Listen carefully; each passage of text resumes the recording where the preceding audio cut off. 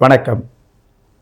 அன்பான next generation அன்பு நேயர்களே, உங்களுடைய குழந்தைகளையும் உங்களையும் வருங்காலத்தையும் நிர்ணயித்து இந்த பலனானது உங்களுக்கு சொல்லிக் கொண்டிருக்கிறோம். ஜூலை மாதத்தில் பிறந்து அதுவே துலா ராசியை மையமாக கொண்டு வாழக்கூடிய அன்பு நண்பர்களே, உங்களுடைய வாழ்க்கையில் கண்ணீரும் கவலையும் தொல்லையும் கஷ்டங்களும் வருவதற்கு காரணம் நீங்கள் நியாயம் பேசக்கூடாது. இந்த நியாயம் பேசுகிற வேலை வச்சுக்கிட்டிங்கன்னா நியாயத்தை பேசிக்கிட்டே இருக்க வேண்டியதுதான், செயலுக்கு ஒத்து வராது. இதனால் நீங்களும் காலத்தை வீணாக்கி மற்றவர்களும் உங்களை அவதூறாக பேசுகின்ற ஒரு சூழ்நிலையை உண்டு பண்ணிடும். ஆனால் இதை தான் பேசாமல் பிறரை பேச வச்சு அவங்க மூலமாக தன்னை பக்குவப்படுத்தக்கூடிய டெக்னிக் தெரிஞ்சவங்களும் இந்த துளாராசிக்காரங்க தான். அது ஜூலை மாதத்தில் பிறந்தவங்க தான். இது ஒரு மிகவே அற்புதமான விஷயங்க. அதாவது தாக்கால் பிடிக்குதுன்னா டக்குன்னு அந்த ஷூவை கழட்டி விட்டுட்டு இந்தாண்ட வராங்களா, அது மாதிரி உள்ளவங்க துளாராசிக்காரர்கள். ஆனால் எத்தனை ஷூவை கழட்டுறது? இப்படி தான் காலம் உங்களை கவ்விக்கொள்ளும், உங்கள் கால்களை கவ்விக்கொள்ளும், உங்களோட கடமைகளை கவ்விக்கொள்ளும். ஆகையினால் அந்த கடமை கடமை கடமை அதில் சத்தியம் சத்தியம் சத்தியம் தர்மம், இது உங்களுக்கு ஒத்து வராது. இந்த கலியுகத்துக்கு ஒத்து வராது. நான் அதுக்காக நான் பொய் சொல்ல மாட்டேன்னு போராடி கொண்டிருப்பவர்கள் நிறைய பேர். நான் ஏன் பொய் சொல்லணும்? நான் செஞ்சது என்ன தப்பு அதை முதல்ல சொல்லுங்கள். ஏங்க, உங்களுக்கு நல்லா புரிஞ்சுங்க, பாதகாதிபதி தாங்க அந்த சூரியன், பாதகாதிபதி. அவரே என்ன செய்கிறாரு? 9ல் போய் திரிகோண ஸ்தானத்தில் போய் உட்காந்துட்டு உங்களை இப்படி தான் பேச வைப்பார். ஆனால் உங்களுக்கு 2ஆம் இடத்துல, அதே இடத்துல, அதாவது 2ஆம் இடம் என்பது 2வது நட்சத்திரமாக இருப்பது அதே ராகு தான். திருவாதிரை சுவாதி நட்சத்திரம் இருக்குது, சித்திரை நட்சத்திரோட பாதி இங்கே இருக்குது, அதே குருவோட நட்சத்திரம் இருக்குது. ஆகையினால் இந்த 3 நட்சத்திரத்தோட திரிகோணத்தில் பார்த்தீங்கன்னா சதய நட்சத்திரத்தில் இன்றைக்கி ராகு இருக்கிறான், பாதகஸ்தானத்தில் கேது இருக்கிறான். தயவுசெய்து நீங்கள் இயற்கையோடு மோதாதீர்கள், இயற்கையோடு நட்பு கொள்ளுங்கள். அதற்கு உங்களுடைய date of birth, time of birth, place of birth கொடுத்து இந்த பூலோகத்தில் உங்களோட ஆங்கிள் எப்படி இருக்குன்னு கேளுங்க. உங்களுடைய வயசுக்கு ஏற்ப அந்த ஆங்கிள் எந்த பக்குவத்தை நோக்கி போயிட்டுருக்கு.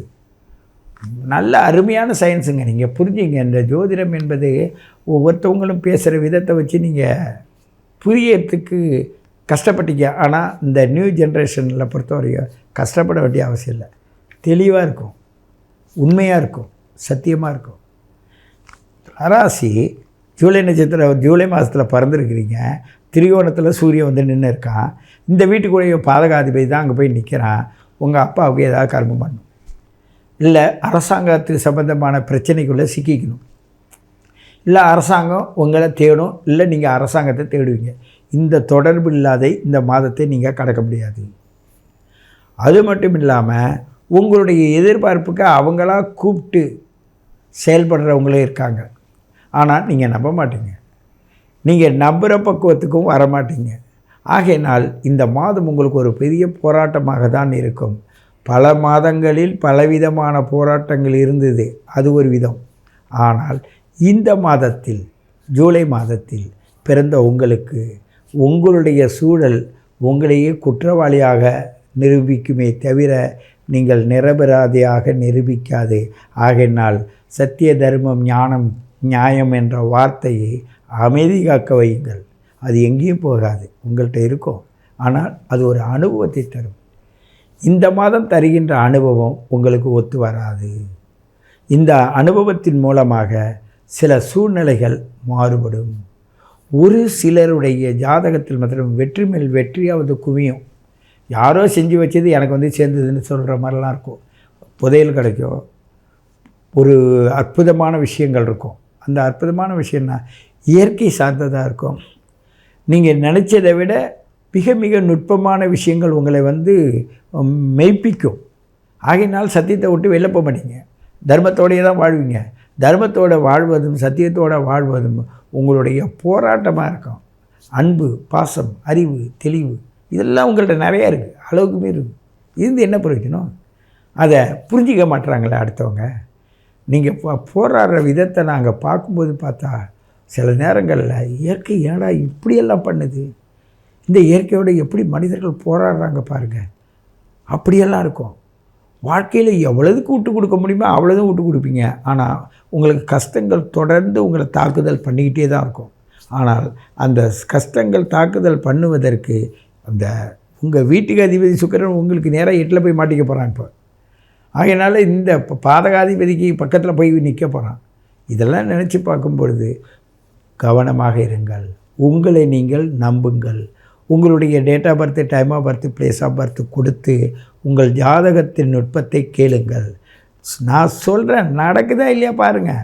1 வருஷம் பலன் தரேன், எங்களுக்கு இப்படி தான் நடக்கும்னு. அந்த கணக்கை நீங்கள் எப்படி பார்க்கணுன்னு சொல்லியும் தரேன், அதை கேளுங்க. நடக்குதா இல்லையா பாருங்கள். அப்போது ஒரு உண்மைக்குள் நீங்கள் நுழைஞ்சிட்டீங்க இந்த பிரபஞ்சத்தில்.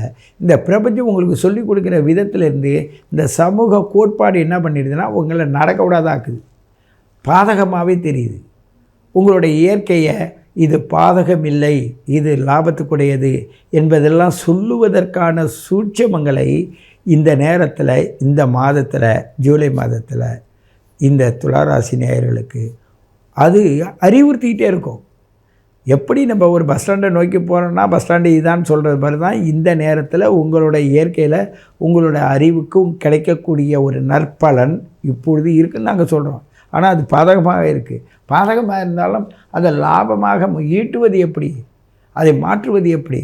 மாற்றலாம் முடியும். 2க்கு 7க்கு உடையவனுடைய சாரத்தில் வர, அதே ராகுவோட சாரத்தில் வரும்போது திரிகோண யோகத்தை வந்துடும்.